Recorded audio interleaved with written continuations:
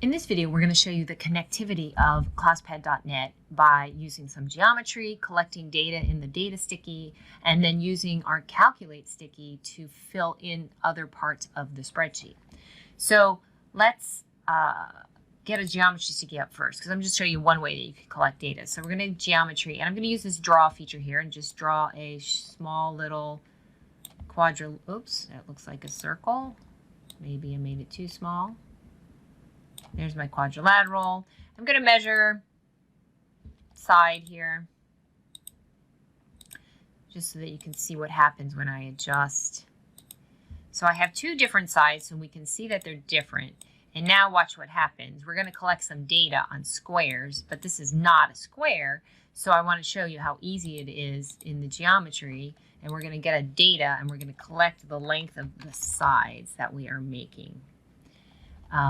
So I'm going to select the square, and I'm going to go to adjust, and you're going to see that I have this thing called a regular polygon. It's going to take the polygon that I just selected and make it be a square, a regular polygon, a regular four-sided. So now I have a side length that I could now record. So you could have students do that. They basically have to move this a couple times and readjust it, and then click the center and hit adjust and regular again, and it wants to go back to that one, which I don't want it to do.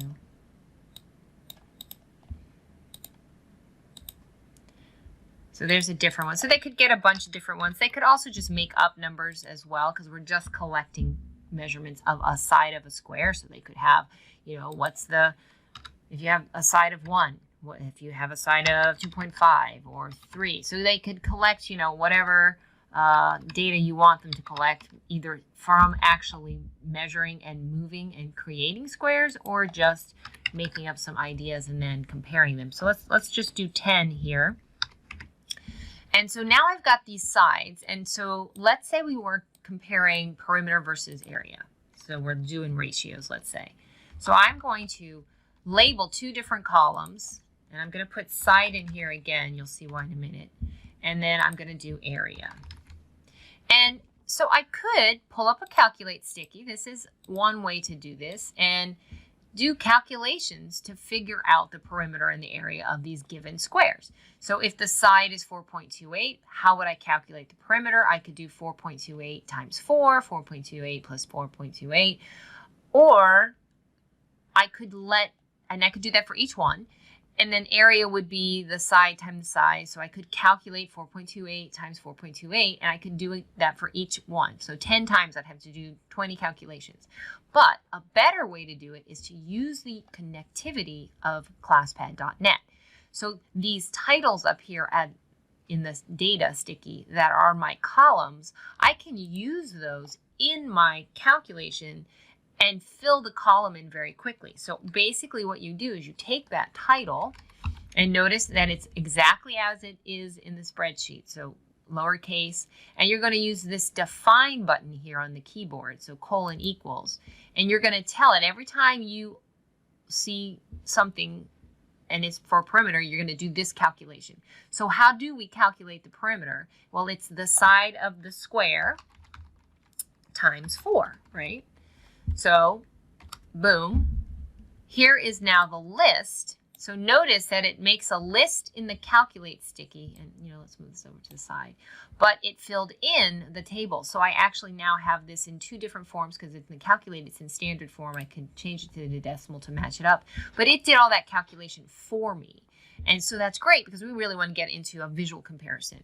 So let's do the same thing for area. So let's write in the word area, and then we're going to use the colon equal symbol. And how do I find the area of a square? Well, I take this side and I multiply it by itself. So side squared, right? That's what I'm doing. And so here we go. And we're going to hit execute. And there is my area, and it's in both the list, and let's change it to the decimal form. It's in list form in the calculate, but it filled in the table for me. And so now that I have my nice filled in table, I can now quickly get to my visualizations and start looking at those different ratios. So I could now calculate 17 over 18. What's that ratio? All of these different things are actually side over perimeter versus side over area. those types of things. But what I want to do is actually visually look at it as well. So I'm going to select the two columns, side and perimeter, and graph a scatter plot. And you're going to see that looks like a straight line. So the perimeter compared to the side is constant. Why is that? Well, because we were multiplying by a constant rate, which was 4. I have 4 sides. So now let's look at what the side versus the area is. It's not going to be constant, right? Because we did a square. So if students have been working with this, they're going to know that it's the square of the side. So it's a totally different graph. And now in your graphs, you could now plot some functions to fit that. So let's, for the linear one, it would be x, 4x, right? Because we had a constant, and that should fit our linear one. And then for the parabola, it was x squared. Oops, let's do equals. And so notice that we did a lot of things that are connected here. We used the calculate to fill in our statistics table. We used the statistics table to make scatter plots, and we used the graph of the scatter plots to help us correct and connect the equations of those. So lots of connections going on here, and we collected data with geometry. So the main thing here was to show you that you could use calculate to fill in your data tables because of the titles and the connections.